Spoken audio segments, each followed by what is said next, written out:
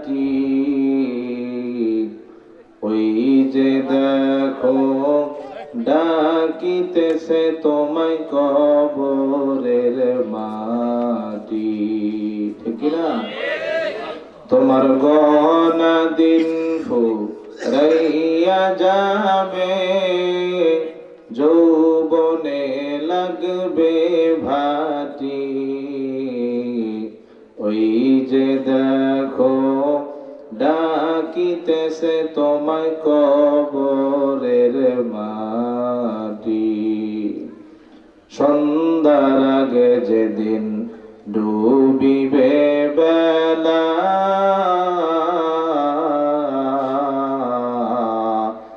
এক পলকে ভেঙ্গে যাবে তোমার রঙের মেলা, ঠিক না? সন্ধ্যার আগে যেদিন ডুবিবে বেলা,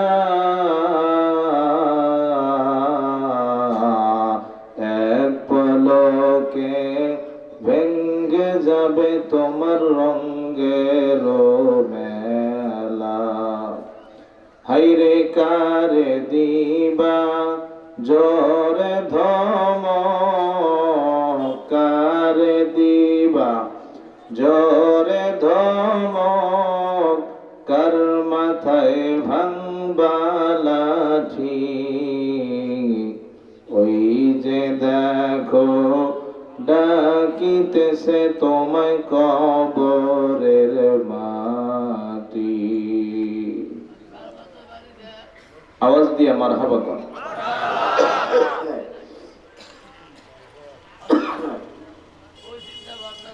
আলহামদুলিল্লাহ, গোয়ারি বিরুনিয়ামর জামে মসজিদ, এই মসজিদের উদ্যোগে আয়োজিত আজকে 14 ডিসেম্বর 2025 রোজ রবিবার মসজিদ প্রাঙ্গণে আয়োজন করা হয়েছে এক তাফসিরুল কোরআন মাহফিল। আজকের এই মাহফিলের সম্মানিত শ্রদ্ধাভাজন সভাপতি বিশিষ্ট আলেমে দ্বীন হযরত মাওলানা মুতাসিম বিল্লাহ মুখতার সাহেব হাফিজাহুল্লাহ তাআলা, ইমাম ও খতিব বিরুনিয়ামর জামে মসজিদ। আজকের এই তাফসিরুল কোরআন মাহফিলের সম্মানিত প্রধান অতিথি জনাব ফখরুদ্দিন আহমেদ বাচ্চু সাহেব, সদ্য ঘোষিত ধানের শীষ মনোনীত প্রার্থী তিনি। আরো অনেক উপাধি ওনার নামের সাথে আছে, সময় স্বল্পতার কারণে সবগুলো আমি পড়তে পারলাম না, এজন্য আন্তরিকভাবে দুঃখ প্রকাশ করছি। আজকের এই মাহফিলের যিনি বিশেষ অতিথি জনাব মোহাম্মদ আব্দুল কাইয়ুম সরকার রিপন সাহেব, সাবেক চেয়ারম্যান 5 নং বিরুনিয়া ইউনিয়ন পরিষদ এবং তিনি সদস্য আহ্বায়ক কমিটি ভালুকা উপজেলা বিএনপি। আজকের মাহফিলে ওলামায়ে কেরাম যারা সুন্দর কণ্ঠে বয়ান আপনাদেরকে শোনাইছেন, হাফেজ হযরত মাওলানা মুফতি আনসারুল হক মিজান সাহেব, হাফেজ হযরত মাওলানা মুফতি আশরাফুল ইসলাম সাহেব, হযরত মাওলানা মোহাম্মদ ফরিদ আহমেদ সাহেব। মঞ্চে বসে আছেন জাতির রাহবার ওলামায়ে কেরাম, সামনে বসা মুরব্বী বাবাজি, যুবক ভাই ও বন্ধুগণ, পর্দার আড়াল থেকে বয়ান শুনতেছেন মা ও বোনেরা। সর্বপ্রথম কালিমাতুশ শুকর আদায় করব আমরা কার? কেন করবেন? আল্লাহ আপনাকে দ্বীনি মজলিসে বসার তৌফিক দিবেন। শুধু তৌফিক দিবেন বসার তা না, সুস্থ শরীরে বসায় রাখছেন, এজন্য বলেন আলহামদুলিল্লাহ। ভালো মানুষ মাহফিলে আসছেন, যদি এখন আপনার পেট ব্যথা শুরু হইতো, আপনার কি বসে থাকতে ভালো লাগতো? যদি হার্টের ব্যথা শুরু হইতো, বসে থাকতে ভালো লাগতো? আল্লাহ পাক সকল রোগ থেকে, সকল মুসিবত থেকে হেফাজত করে সুস্থ শরীরে ফুরফুরে মেজাজে বসে থাকার সুযোগ দিবেন কে? এজন্য জোরে বলেন আলহামদুলিল্লাহ। লাখো কোটি দরুদ ও সালাম বিশ্ব সভার যিনি সভাপতি, সকল নবী রাসূলগণের যিনি মাথার তাজ, সাইয়্যিদুল মুরসালিন নবী, খাতামুন নবিয়্যিন নবী, সরকারে দু আলম নবী, সুলতানুল মদিনা নবী, জনাবে মুহাম্মাদুর রাসূলুল্লাহ। মহব্বতে বলেন সাল্লাল্লাহু আলাইহি ওয়াসাল্লাম। সর্বপ্রথম জানতে চাই আপনারা কেমন আছেন?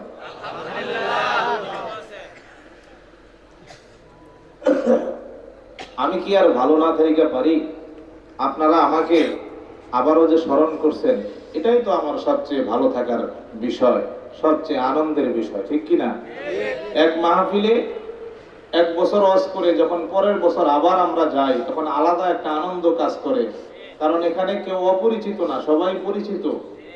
আমিও আপনাদের পরিচিত, আপনারাও হলেন আমার পরিচিত। এজন্য আলাদা একটা সম্পর্ক, ভালোবাসা কাজ করে, তাই না ভাই? যদি অনেক দূর থেকে একটা বক্তা আনতো, যারে চিনেন না, জানেন না, জীবনে নামও শোনেন নাই, আমার প্রতি যতটা শ্রদ্ধা, ভক্তি, মায়া লাগতেছে, ওই বক্তার প্রতি কি এতটা লাগতো? হ্যাঁ, এই জন্য কমসে কম একটা বক্তারে 4-5 বছর করে আনবেন। এই বছর সহ আমার 2 বছর হবে, আরো 3-4 বছর দাওয়াত দিবেন, ঠিক কিনা? ভালো ওয়াজ না করা পাইলে দাওয়াত বান্দা, ভালো ওয়াজ না করতে পারলে মানুষ যে বান্দাত হয় না, এটাই বেশি, ঠিক কিনা? তবে মোমিন শাহীর মানুষ, বৃহত্তম মোমিন শাহীর মানুষ সারা বাংলাদেশের মানুষের থেকে আলাদা আলেমদের ক্ষেত্রে আর কি। আমরা বিভিন্ন জেলায় ওয়াজে যাই, ওয়াজ খারাপ হইলে মানুষ উঠে চলে যায়। টিটকারি মানে উঠে যাওয়ার একটা ভঙ্গিমাটা এমন থাকে, মনে হয় যে মানে টিটকারি করে উঠে যাইতেছে। কিন্তু শুকরিয়া, মোমেন শাহীর মানুষ আলেমদেরকে এত ভালোবাসে। আমি অন্য জেলায় এই কথাটা বলি যে যে কোনো বক্তা বসায় দেয়, খালি আলেম হইলে হইছে। ওয়াজ যেমনই করুক, একটা মানুষও উঠে না, কারণ তাদের মনে একটাই চিন্তা যে আলেমে ওয়াজ করতেছে, আমি উঠে যাই কেমনি, ঠিক কিনা? কথাটা কি বানায়া কইলাম? এই গুণটা আপনাদের মধ্যে আছে না গো?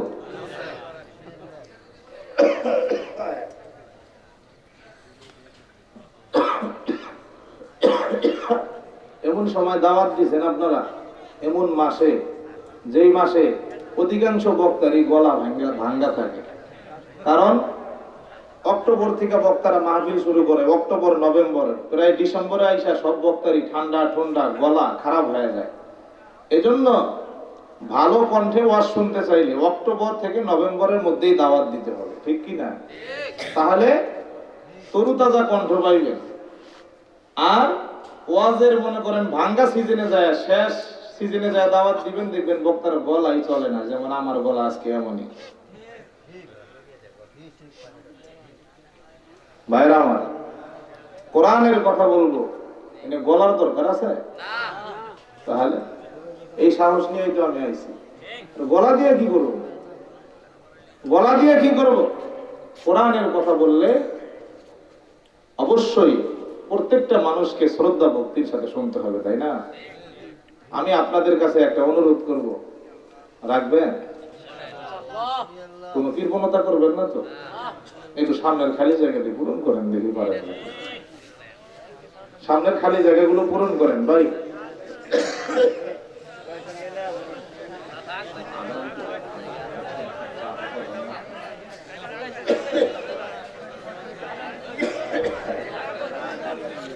একজন মানুষও যায়েন না, একজন মানুষও যায়েন না। সামনের খালি জায়গাটি পূরণ করেন, সামনের খালি জায়গাগুলো পূরণ করেন, পূরণ করে বসেন। একজন মানুষও যায়েন না। যারা রাস্তাঘাটে দাঁড়ায় রয়েছেন তারাও বসে যান। মাহফিলের যারা আয়োজন করছেন, আয়োজন কমিটি, তাদের কোনো কাজ না থাকলে তারাও স্টেজে এসে বসে যান। শোনেন, একজনও যায়েন না। ওয়াজ যেমনই করি, শেষে কিন্তু খাওয়ার ব্যবস্থা আছে, বুঝেন নাই? আর ওয়াজ আমার আগের হুজুর যে ওয়াজ করছে, এখানে আর ওয়াজের কোনো দরকারই হয় না। এত সুন্দর কণ্ঠ, আর কি দামি আলোচনা করছে, অনেক সুন্দর বয়ান করছে ভাই। আমি ভাবছিলাম পিতা মাতার ওয়াজের উপরে আমি কোরআন থেকে তাফসীর করব। হুজুর আমার ওয়াজের টেস্ট নিয়ে দিছে।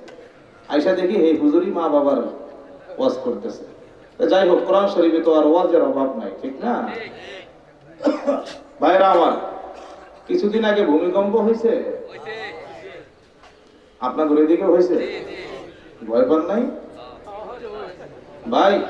মাহফিল শেষ করে কেবলমাত্র আমি এসে শুইছি, 2টা মাহফিল শেষ করে গভীর ঘুমাইছি।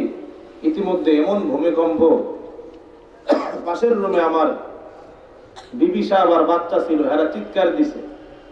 আমি ভূমিকম্পে কাঁপনের কারণে, কম্পনের কারণে কম্বল রাইখা যে দৌড় দিছি, সেই কম্বল যে পাতলা কম্বল কই ফালাইছি, পুরা ঘর তছনছ করে খুঁজে শেষ, কম্বল আর পাই না। পরে দেখি খাটের নিচে রয়েছে। তাহলে ভাই, এই যে ভূমিকম্প, এটা হলো একটা আম ভাবে আযাব।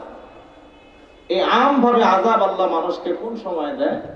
যখন মানুষ আম ভাবে গুনাহ করে। মানুষ যখন ঢালাও ভাবে গুনাহ করে, আল্লাহ তখন ঢালাও ভাবে আযাব দেয়। নামাজি বেনামাজি, বক্তা শ্রোতা, আল্লাহ পাক ভেদাভেদ করেন না, সবাইকে ঢালাও ভাবে দেন। যেমন আল্লাহ করোনা দিছিলেন, এটা হলো আম আযাব, সবাইরে ধরছে। তেমনি এই যে ভূমিকম্প, এটা হলো আম একটি আযাব। এ ধরনের আযাব কোন সময় আসে? মানুষ যখন ঢালাও ভাবে গুনাহ করা শুরু করে। বুঝাইতে পারছি ভাইরা আমার? সামান্য একটু সময় আর সামান্য একটু কম্পন আল্লাহ জমিনে দিছিলেন, আমরা আলেম হয়েও আমরা দৌড় দিছি ভয়ে। অনেক মানুষ তো আমরা নিউজে দেখছি, বাবায় তার ছোট্ট সন্তানকে রেখে বাবায় দৌড় দিছে জীবন বাঁচানোর জন্য। শুনছেন না এরকম? স্বামী দৌড় দিছে তার স্ত্রীকে রেখে।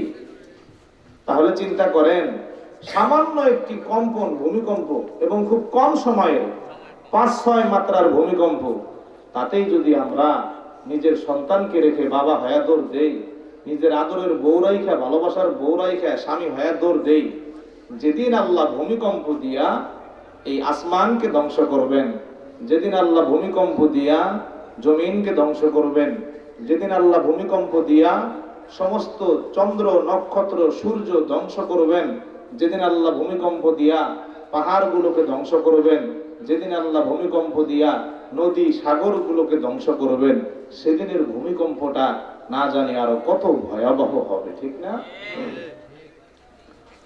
বাইরা আমার, গভীর মনোযোগ দিয়া কথা শ্রবণ করেন। একটু চিকন করা যায় কিনা? মিক্সার আছে? একটু চিকন করে দাও। বাইরা আমার, গভীর মনোযোগ দিয়া শ্রবণ করেন। আল্লাহ রব্বুল আলামিন যেদিন এই দুনিয়া ধ্বংস করতে চাইবেন, আল্লাহ যেদিন ভূমিকম্প দিয়া জমিন ধ্বংস করবেন, আল্লাহ যেদিন ভূমিকম্প দিয়া আসমান ধ্বংস করবেন, আল্লাহ যেদিন ভূমিকম্প দিয়া নদী নালা পাহাড় গুলোকে ধ্বংস করবেন, আল্লাহ যেদিন ভূমিকম্প দিয়া চাঁদ সূর্যকে ধ্বংস করবেন, আল্লাহ যেদিন ভূমিকম্প দিয়া আকাশের তারকাগুলো ধ্বংস করে দিবেন, সেদিন না জানি ওই ভূমিকম্পটা কত ভয়াবহ হবে। সেদিনের ভূমিকম্পটা না জানি কত ভয়ঙ্কর রূপ ধারণ করবে। সামান্য 5-6 মাত্রার ভূমিকম্পে বাংলাদেশের কোনো কিছু তেমন উল্লেখযোগ্য ধ্বংস হলো না, তাতেই দৌড়াদৌড়ি। যেদিন আল্লাহ ভূমিকম্প দিয়া পুরো পৃথিবীটাকে ধ্বংস করবেন, সেদিন না জানি আমরা যদি বেঁচে থাকি আমাদের কি অবস্থা হবে, ঠিক কিনা? এই মোমেন শাহির মুসলমান ইমানদার, গভীর মনোযোগ দিয়া কথা শ্রবণ করেন। আল্লাহ রব্বুল আলামিন দুনিয়া যেদিন ধ্বংস করবেন, ইসরাফিলকে ডাক দিয়া বলবেন, ও ইসরাফিল তুমি বাঁশিতে ফু দাও। ইসরাফিল বাঁশিতে ফু দেওয়ার জন্য রেডি থাকবে। আল্লাহর হুকুম পাইতে দেরি এক মুহূর্ত আর বিলম্ব করবে না, ফু দিয়া দিবে। আল্লাহর নবী যেদিন দুনিয়ায় আগমন করছেন, মুসলমান আপনার আমার নবী যেদিন দুনিয়ায় আগমন করেছেন, সেদিন ইসরাফিল আলাইহিস সালাম বাঁশিটাকে মুখের মধ্যে নিয়ে নিছেন। কারণ হলো আল্লাহর নবী আগমন আল্লাহর নবীর আগমন, আখেরি নবীর আগমন, আপনার আমার নবীর আগমন, এটা হলো কিয়ামতের সবচেয়ে বড় আলামত। এর মানে হলো এরপরে আর কোন নবী নাই, এরপরে আল্লাহ শুধু দুনিয়া ধ্বংস করে দিবেন। আল্লাহর নবী দুনিয়াতে যেদিন জন্মগ্রহণ করলেন, ইসরাফিল সঙ্গে সঙ্গে আল্লাহর দেওয়া বাঁশিটা মুখে নিলেন। আল্লাহর নবী যখন মেরাজে যান, ইসরাফিলকে দেখে আল্লাহর নবী বুঝতে পারলেন ইনি হবেন ইসরাফিল।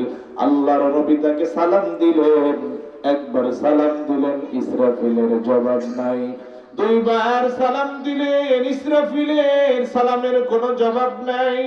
আল্লাহর নবী তিনবার যখন সালাম দিলেন, ইসরাফিল আল্লাহর অনুমতি নিয়া নবীর সালামের জবাব দিলেন, আর আল্লাহর নবীর কাছে ক্ষমা চাইলেন। নবী গো, আপনি আমাকে ক্ষমা করে দিবেন। হে আখেরি পয়গম্বর, আপনার আগমনের কথা শোনার পর আমি ইসরাফিল সিংহাটা মুখে লাগাইলাম। সেই নবী আপনার আগমনের জন্যই আমি বাঁশি মুখে লাগাইছি। সেই নবী আজকে আমাকে সালাম দিছেন, আমি ইসরাফিল একবার দুইবার সালামের উত্তর দিতে পারি নাই। তিনবার যখন আপনি সালাম দিয়েছেন, আমি ইসরাফিল তখন সালামের জবাব দিলাম। নবী প্রথম দুইবার কেন সালামের জবাব দেই নাই জানেন? কারণ হলো আমার দিলে ভয় লাগতেছিল, আমি যদি আপনার সালামের জবাব দেই আর আল্লাহ যদি এই মুহূর্তে আমাকে বাঁশিতে ফু দিতে বলে, আর যদি আমার বিলম্ব হয়ে যায়, আল্লাহর আদেশ অমান্য হয়ে যাবে। নবী এজন্য আপনার সালামের অপেক্ষা করে আমি বিলম্ব করতেছিলাম।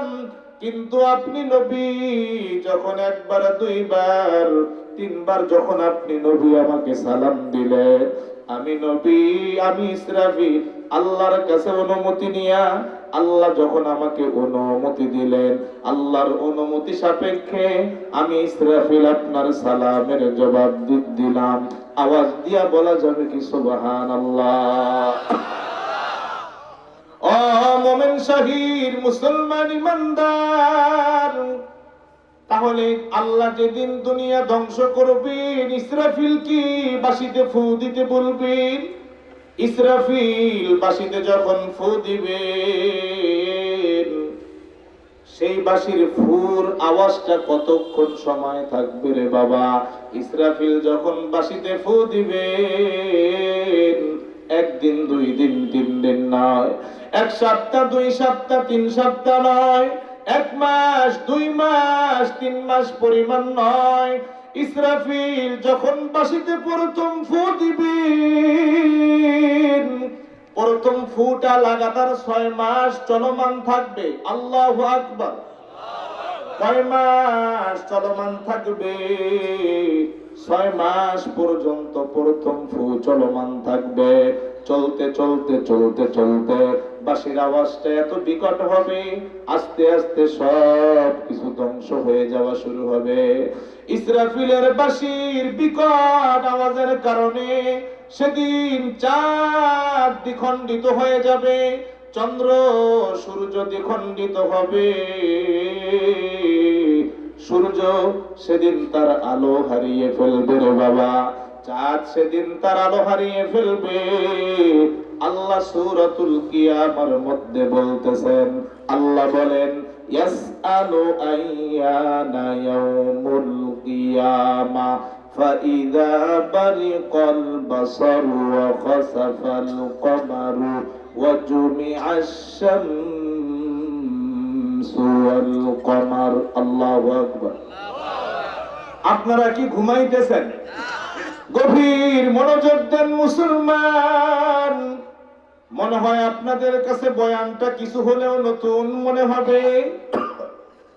ইসরাফিল যখন বাঁশিতে ফু দিবেন, বাঁশির বিকট আওয়াজের কারণে সূর্য দুই ভাগ হয়ে যাবে, চাঁদ সেদিন দুই ভাগ হয়ে যাবে, সূর্য সেদিন তার আলো হারিয়ে ফেলবে রে বাবা। চাঁদ সেদিন তার আলো হারিয়ে ফেলবে, মানুষ চোখে দেখবে না, চোখের আলো হারিয়ে যাবে। মানুষের রাতের 12টা আর দিনের 12টা সমান হয়ে যাবে। চিৎকার দিয়ে জোরে বলা যাবে কি আল্লাহু আকবার। এ বাবারে, গভীর মনোযোগ দিয়া কথাগুলো শ্রবণ করেন। দুনিয়া এত লাফালাফি করে।